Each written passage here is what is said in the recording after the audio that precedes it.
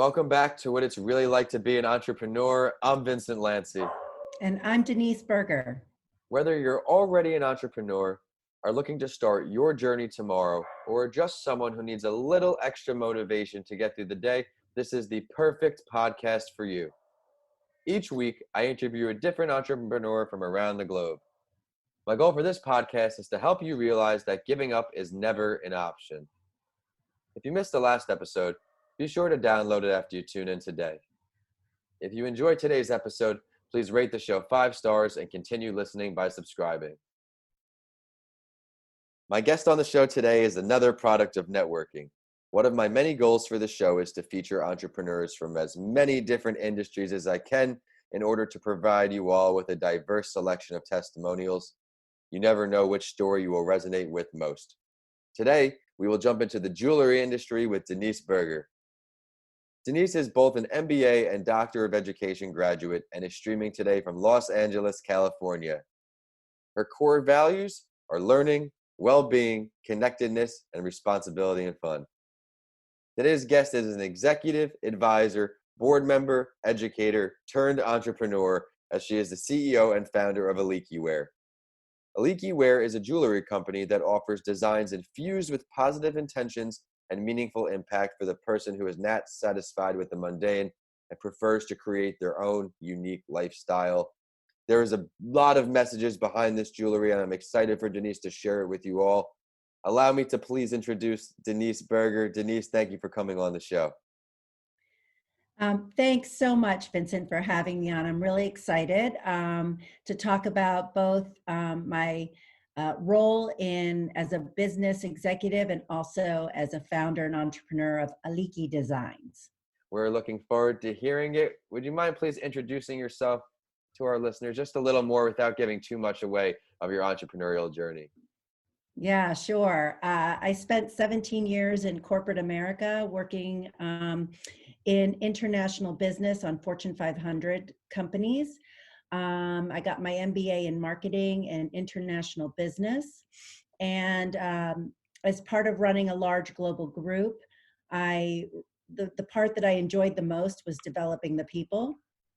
That led me into getting my doctorate in education in organizational leadership and focusing on corporate social responsibility. That led me into social entrepreneurship.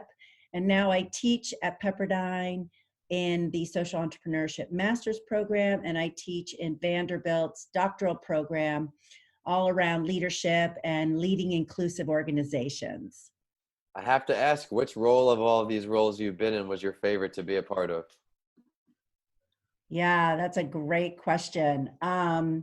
So I would say that, it's really hard to answer and pinpoint one because they've all had so much value and worth to my personal progression, both professionally and on a side note. I would say I really enjoy the teaching. I really enjoy helping people realize their full potential. So when I am doing that in whatever capacity it is, I'm the happiest and most fulfilled. That's awesome to hear. I'm really excited to see where this episode's going to go based on that mentality. And it is time for the big 5. On each episode, my guest and I will go over these 5 questions to help you, the listeners, learn what it's really like to be an entrepreneur. You ready to go? Yeah, sure. Bring it. So when did you realize that you either weren't happy with what you were doing or you just needed some kind of change to truly start this entrepreneurial journey? I do see you've been happy throughout your career, so I'm excited for you to share this part of your story. What made you become an entrepreneur? Yeah. Well, so first of all, I have to backtrack to my days as an executive in New York. I was in the World Trade Center on 9/11 and on the 103rd floor. And fortunately, I survived. And a lot of people from my team did, but our boss, who was just a stellar leader, did not. And so we all kind of made a vow to ourselves that we would never let work and life get out of balance. And so Afterwards, work got out of balance for me. And it was at a time when my kids were just entering elementary school, and it was just a confluence of events that helped me to pivot away from corporate and to think about like what's next for me. In that process, I got my doctorate. And then after my doctorate, I found myself with nothing to do. and again, work and life were out of balance on the other side of the scale, right? At the same time, I am half Greek and I spend my summers in Greece visiting family. That's awesome. And I came across some bracelet designs that you can only find in Greece. They use a unique clasp, and they're very hardy.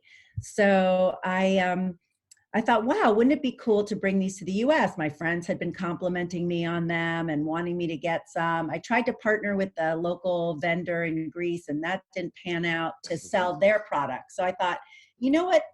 I'm teaching in a social entrepreneurship program right now. I should be a social entrepreneur. So it's not so much that I was unhappy, though in the back of my head, I always have this like work-life balance construct in my mindset. But at the same time, I saw an opportunity, and I saw not only an opportunity to start my own business and do something really cool and bring something to our community that I haven't seen anywhere in the US, but also to just kind of practice what I preach, and to really make it of value in more ways than one, in more ways beyond just profit. I love that.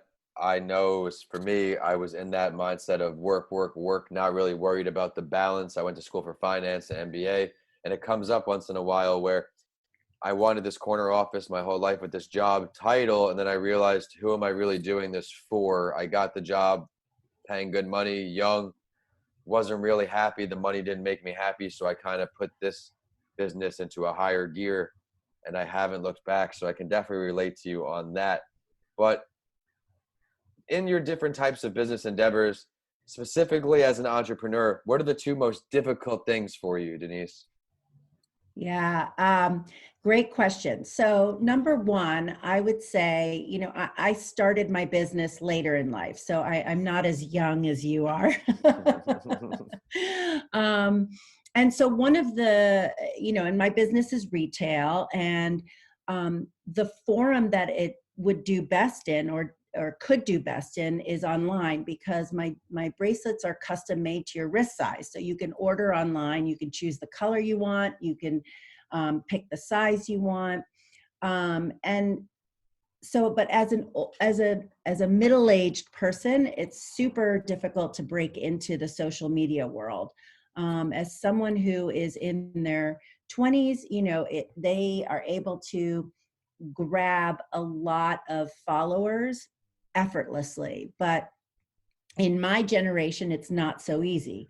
And I'm trying to figure out a way to tap into that younger generation that has that snowball effect. Yeah. My generation, it's spotty whether or not they're on social media. So that's been number one. And part of my goal there is that I've done very well in selling to friends and friends of friends and word of mouth.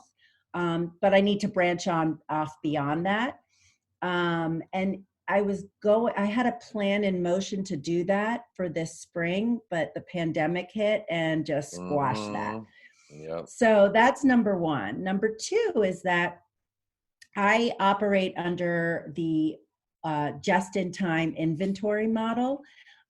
So I made an initial investment, and I'm managing through like how to reinvest while still recouping my initial investment. And so in order to do that, I have to operate in a just-in-time inventory model. I can't stock a lot of inventory without selling, more than I have Right. invested. So while I've only been in business for 2.5 years, and I'm already profitable in last year and this year, but I'm not profitable yet if you consider since I've initially started and that initial investment. So that's the other challenge I have. Yeah, well, year one, it isn't about money. It's also the time we're putting in, the non-monetized, you could say, resources we dedicate. In the beginning of this whole path, I had 15-hour days regularly, just grinding. Then I learned the importance of mental health breaks and all of that, where breaks Yes. actually do prove to be a bit more valuable. But I would like to backtrack on the social media part you were talking about, mentioning how it's a little difficult for your age to just jump into the sector, maybe because it just, nobody was on it as you were kids. But what are Right. some ways you're overcoming this barrier for other people in your situation listening on? How are you combating this obstacle?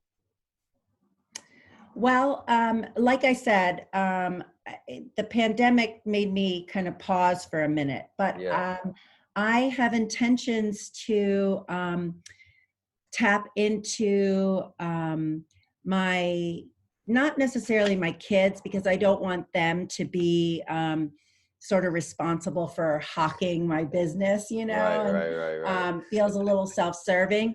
But I do intend to look at sort of like the internship model, where someone comes on board who's young, who's maybe looking for a resume Great idea. booster, and who can really be responsible for looking into how to strategically boost my hit to sales ratio online. So that is one area that I'm investigating. Wonderful Um, advice, I think. I mean, me especially, I am actively seeking an intern right now. However, without school dates definitively starting, it's tough to just offer college credits because kids aren't in school working on their degree. But I am in that same boat. I think it's very smart for you too, because it's going to attack different markets, different demographics, give you fresh perspective. And something I've learned is we can't know everything. We can't be good at everything. We can be good, right, but we can't be great at everything. So it is right. always good to get some fresh bloods, fresh people in here. And I'm trying to do that as well.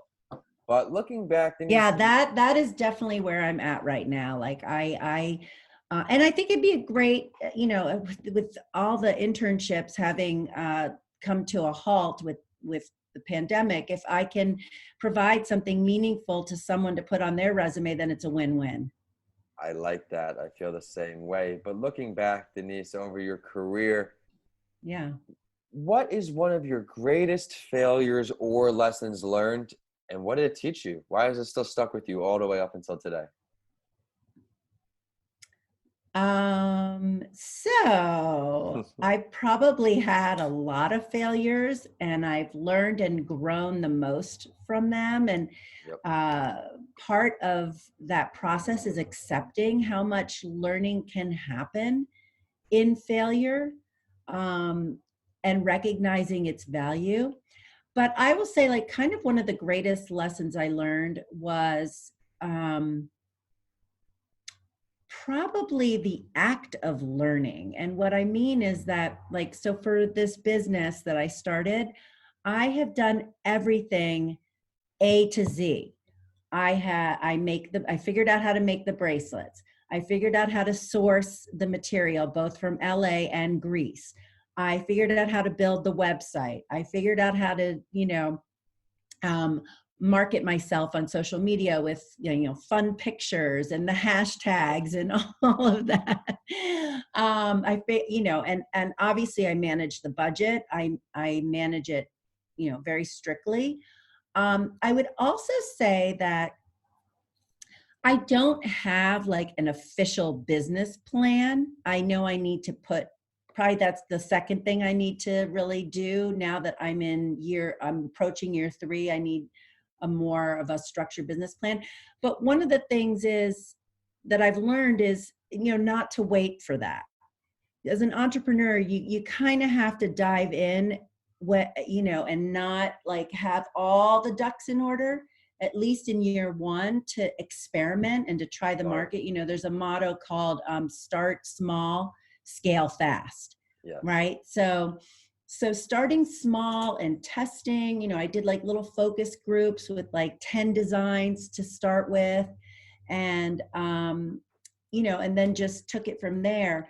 So I think the adage of like, if Microsoft waited until they were perfect, we'd still be waiting for 1.0 to come out, So Yeah. you don't have to have every little detail figured out when you first launch a business like this. The investment wasn't huge for me, so I didn't need investors to launch per se. So Yep. I was Likewise. able to kind of like make certain smart decisions. I mean, I definitely did not dive into anything without carefully thinking through it or Right. crafting it, but I didn't have it down on paper, and all with a neat bow on it. Well, I think a great part of what you just shared is in entrepreneurship, you have to kind of wing it. Sometimes it's trial and error. It's fail, fix it up, fail again, fix it up again, tweak it a little bit. So I can definitely relate to you there. Yeah. And you know what, Vincent, I think that I learned the act of learning through my doctorate. I really, it was very interesting because I went into my doctorate and I had an MBA, and people came to the doctorate from 3 different disciplines: business, psychology, or education. The psychology folks knew how to write in academic format. The business folks knew how to do a really good PowerPoint presentation, and we each had to learn that craft in that doctorate. And it was one of the hardest challenges I've taken on. But when I finished my doctorate, and I loved my dissertation, my committee loved my dissertation, the findings are still relevant today. I know that no matter what I do now, if I don't know how to do it, I know I can figure it out. Like, I have confidence in myself that I know I can figure out anything. Yeah, I can relate a little bit. When I went for my MBA, that's where I really loved learning. I liked the act of learning. I was always a career student, I feel, but once that learning took place, if it were free, I'd continue on more and more. Yeah, no kidding. Me too. Me too. And it did click in for me too at the graduate level. I mean, I would not say that I was tapped into the art of learning in college or earlier. I was tapped into the art of memorization. Yeah, and that's the truth too. I realize now why I didn't perform as well in certain areas, because I was trying to memorize it rather than learning the process, which would have kind of unraveled it all. But it's really funny to hear you say that. But Denise, we both love learning. If you can learn and have a conversation from any entrepreneur, dead or alive, who are you picking? So many good choices, but I would have to land on, this is going to sound a little weird, um, William Levere, the founder of Unilever. Okay. He founded, yeah, obviously Unilever, starting off with a soap to popularize cleanliness and hygiene in England. But the overarching goal of Unilever is to help people look good, feel good, and get more out of life, and make Okay. sustainable living commonplace. And they have really, from his founding, Unilever has grown into this obviously huge global company, but what they are able to do in the world and how they've been able to be socially responsible while also being profitable is, I think everybody should model Unilever. I love the story that is highlighted in the book, The Fortune at the Bottom of the Pyramid. Um, and that is how Unilever figured out how to sell like trial size samples for like a penny each in India, so that the impoverished there and the under-resourced could afford good hygiene too. I love And it. in the end, it was a win-win. So I would love to, and this was back in the 1800s that he started Unilever. So I would just love to like hear from him what his ethos was. Well, where would this meeting be if you could even pick that? Describe the Oh scenery gosh, well, for he us. was in England. I guess I would go to England. Yeah, I'd rather have it in England. Why not? Yeah, maybe, or maybe Ireland, on a bluff or something. Well, that's really exciting. And if we could travel back in time, we would. But let's look more towards the future here, Denise. We're going to look 1 year and 5 years out from now. Where do you see yourself in these entrepreneurial endeavors 1 year from today? Yeah, I think it goes back to my challenge right now that I will have figured out how to convert, likes to sales online, and really, bring up my sales business through the online platform with a new fan base. Do you have any plans on how you're going to go about that? Are we going to do courses, or how are we going to go about really getting that sound knowledge? Yeah, no, I mean, I think like we discussed before, it's going to be around really bringing in some more youthful Right. and knowledgeable folks who live and breathe the online space more than I do. Absolutely. And Well, I'm online a lot. I have 3 Instagram accounts and Twitter and Facebook and Snapchat and TikTok, but I am not online the way, the 20 something crowd is. yeah, I've been hearing about TikTok for a while. I don't know if I can bring it. I have too much else going. It's too hard with the other social media as it is. But eventually, I think it would be smart to tap into a new market. Let's look 5 years, Denise. What are we seeing? So one of the things that makes my business unique, or that I'm modeling what I have learned and preach, is that there has to be a social component to my business. And so right now, every product that I sell gives a percentage to one of 3 nonprofits that I have vetted and support. One nonprofit is an orphanage in India led by Lama Tenzin. And he is doing remarkable work in bringing abandoned children into a home-like environment, giving them a private school education and a career path. It's remarkable.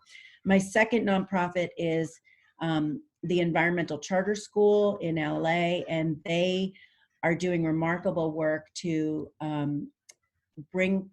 get kids 4-year college ready and into 4-year colleges, and teaching them environmental sustainability so that they can take what they learn back to their communities and have influence there. And then the third nonprofit is a local aquarium here that really works on the environment and ocean sustainability. So right now I'm doing the giving it forward together strategy, which is a portion of my sales go to one of these nonprofits. In 5 years from now, what I have in my mindset since I started the business is that I am able to convert my business, well, not convert, but augment it by bringing an intro to business class to young women and men, and teach them fundamentals of business through jewelry making. And so I'm teaching them jewelry making and I'm teaching them business skills at the same time. And they are like part of the craft of Aliki designs. Denise, it's time for the Spotlight story. On each episode, I share an entrepreneurial journey to inspire our listeners, and I would love your take on it. I will now introduce the entrepreneurial journey of Sue Bryce. I had first learned of Sue Bryce in an Inc. article where she was #1 on the list of female entrepreneurs who have started a business. Sue was born in New Zealand and raised in Los Angeles. With 30 years experience, she is one of the most recognizable photographers in the imaging industry. She is the CEO and founder of Sue Bryce Education, which is an international community and the most comprehensive portrait education in the world. But I would like to share some quotes I found from her that are really inspiring. My path to self-employment seemed to me a natural evolution, but it wasn't based on a great desire to build a business. Rather, it was born out of necessity. After 13 years mastering my craft, I was still an employee and I simply had reached a ceiling of how much money I could earn in my career. After the initial fear and hurdles, the learning curve is so great I came very close to failure. Instead of giving up, I started to develop a deep sense of passion for motivating and educating myself to reach greater heights in business and income. It became a challenge for me, and I don't know any other way now.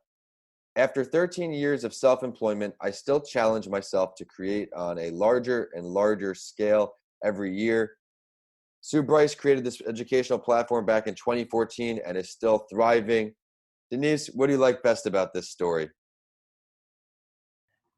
Yeah, I mean, I think it features what we all go through, and that is uh, insecurity, lack of confidence in starting and owning a business, and that it is not easy, yet it can be deeply rewarding, both from an accomplishment standpoint and a growth standpoint. Um, I, I have I have experienced those lows too, where you think, "Oh, I'm just going to throw in the towel." Yep. Um, but something, I think when you're in the entrepreneurial mindset, you're clued into the universe kind of sending you signs to Yeah. keep going. And so I've had those, a friend comes to me and says, I need to buy 13 of your bracelets. And it's like, okay, I can't give up now. That's Yeah. that's like agree, like so or a friend comes and says, I wear my bracelet all the time and it keeps me going. It gives me the strength, it Love gives it. me the courage. Or someone else said to me, a guy who was wearing my bracelet in New Zealand said, a friend of mine really needed some courage, and the bracelet he was wearing represents courage. Every bracelet I have has a special meaning. Yep. And he gave it to his friend, and so I'm like, okay, that's a sign I got to keep going with this thing. So but nothing will put you to the test like having to rely on your good old me, myself, and I to develop something meaningful, um, Absolutely. and to trust in yourself and to have that resiliency and perseverance. Yeah. Yeah, it's definitely, I can relate to you. For me, it's not as much giving up as just the wondering, like, how long is this going to take? How much work am I going to have to put in? Yeah. But Denise, thanks so much for coming on today. I know our listeners are going to see all the value in your episode. I really enjoyed when you talked about your failures, how you're turning it into a positive, how you recognize that, okay, maybe I'm a little weak in the social media space or things that aren't as fluent for my age in business. Let's get someone who does know it. And I think that's very valuable because everybody listening on, whether you're starting a business or you're already in one, take the help when you need it because it will help propel you. I loved why you chose your entrepreneur for all the right reasons, but it is time for the last word. And I do this on my other podcast series, A Mental Health Break with Vincent A. Lanci, as well, because I want my listeners to really get to know my guests. Is there something that you would like to share with everybody listening on that we didn't get to touch on yet today? Yeah, so much. But I think I'd like to land on this. Right now, with the pandemic and all the racial tensions, that we need to really focus on um, solving and reforming. We all have an opportunity to practice better empathy and kindness and generosity right now, and no more possible is that than among entrepreneurs like us, who have the agility to set in motion a business or enterprise that incorporates a social good component, whatever that looks like. Love it. And I would like to have a call to action that, every entrepreneur play a part in helping bolster education, racial justice, care and attention to our most vulnerable populations, sustainability of an environment. And through that, we can literally live into the ancient Greek proverb that says, society grows great when people plant trees whose shade they know they shall never sit under.